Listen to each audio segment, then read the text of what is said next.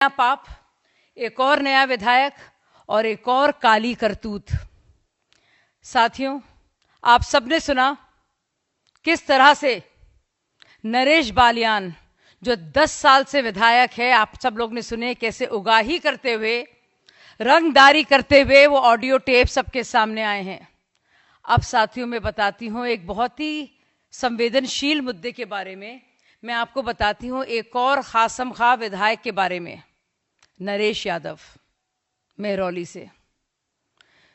सोचिए ये लोग जो मुसलमान के वोट के लिए, चाहे वो सीलमपुर हो, मुस्तफ़ाबाद हो, बल्ली मारान हो, मटिया महल हो, ओखला हो, क्या कुछ कहते हैं।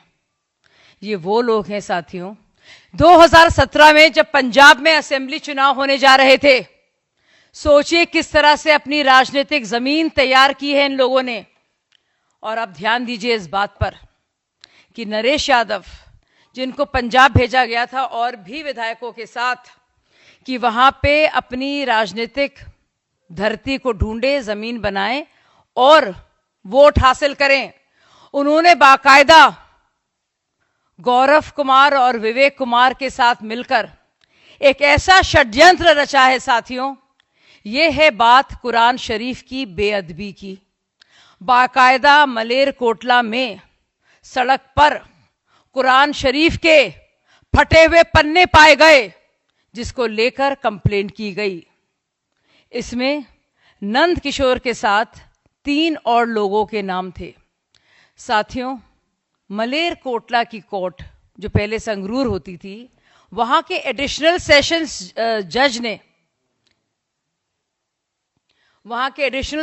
जज ने मामले को रफा दफा किया। नरेश यादव बाहर आ गए।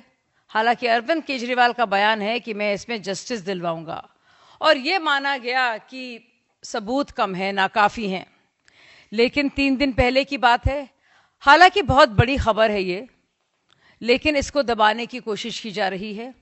आम आदमी पार्टी पूरी तरह से चुप है, क्योंकि मलेरकोटला की कोर्ट ने बाकायदा 2 साल की सजा मुकर्रर की है और फोन और एसएमएस के एक्सचेंज के आधार पर नरेश यादव मेहरौली के जो एमएलए हैं और बहुत ही खासम खास हैं केजरीवाल जी के, सुल्तान साहब के, उनको गिल्टी पाया है, कसूरवार पाया है।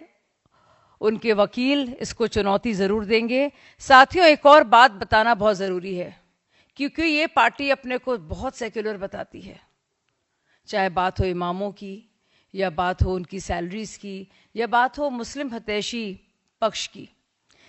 इन्होंने बाकायदा मोहम्मद अशरफ नाम का जो पिटिशनर है, मलेरकोटला का जो स्थानीय निवासी है, उसने अपील की है और कहा है कि इस तरह से बरी नहीं किया जा सकता, और उसकी अपील पर फिर से मामला खुला है और सारे सबूत जो है काफ़ी पाए गए हैं, जिसके चलते बाकायदा इनको 2 साल की सज़ा हुई है।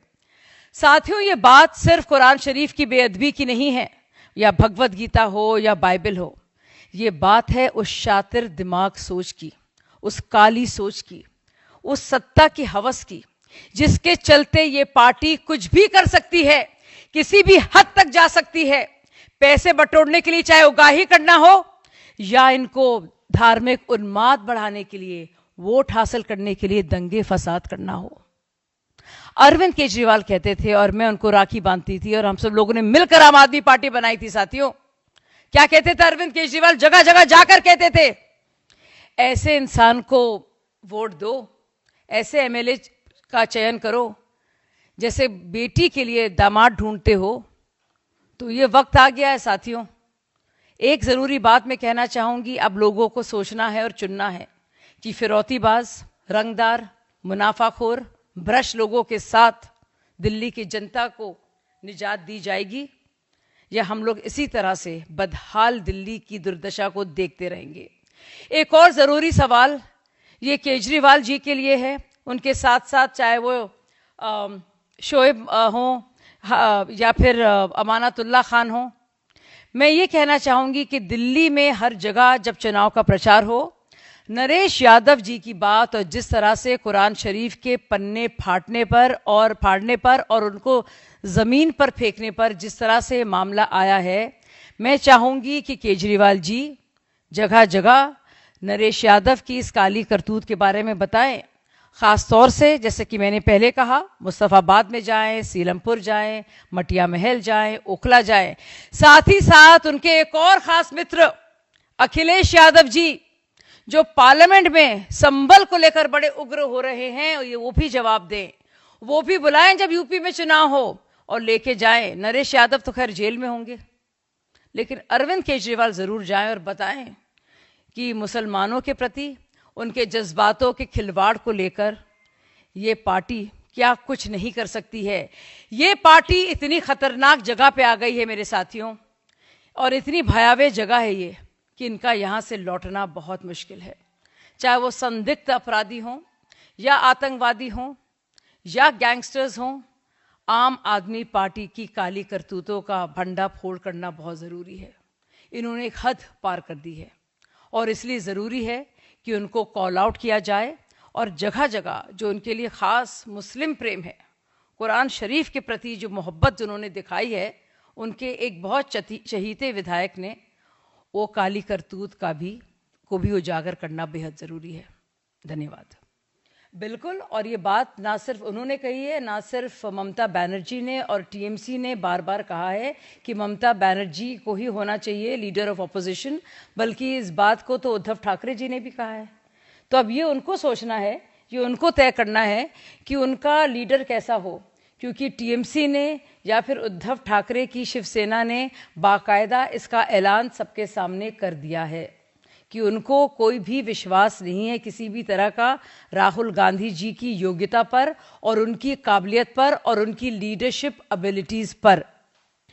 साथियों, आप लोग को ताज्जुब नहीं होता दिल्ली की क्राइम व्यवस्था की याद यकायक केजरीवाल जी को कब आती है? जब उनको सुगबुगाहट मिलती है कि नरेश बालियान अरेस्ट हो रहे हैं। वो ऑडियो क्लिप में बाकायदा जिस तरह की बातचीत है उसमें सोचिए आप, और आप लोग जोर से सोचिए और सुनिए उसको। अगर आप सुनेंगे तो बाकायदा वो वकील कह रहा है कि तुमने पुलिस में कंप्लेंट क्यों कर दी, तो नरेश बालियान ये तक कह रहे हैं कि लोगों को शक हो रहा है मेरे ऊपर, इसलिए मुझे पुलिस में कंप्लेंट करना ज़रूरी है ताकि शक मेरे ऊपर ना हो। सोचिए कितनी गहन तैयारी के साथ ये फिरौतीबाज ने अपना काम किया है। 10 साल से विधायक है। दोनों नरेश ऐसे लोग हैं जिनको लगातार अब मेहरौली से और उत्तम नगर से टिकट मिलता रहा है। कईयों के टिकट कटे हैं, लेकिन ये खासम खास हैं। जब बात होती है नरेश यादव की तो केजरीवाल के, जब बात आती है नरेश बालियान की तो संजय सिंह के। दुनिया जानती है, उनकी कॉन्स्टिट्यूंसी के लोग जानते हैं कि किस तरह का किरदार इन दोनों शख्स का है।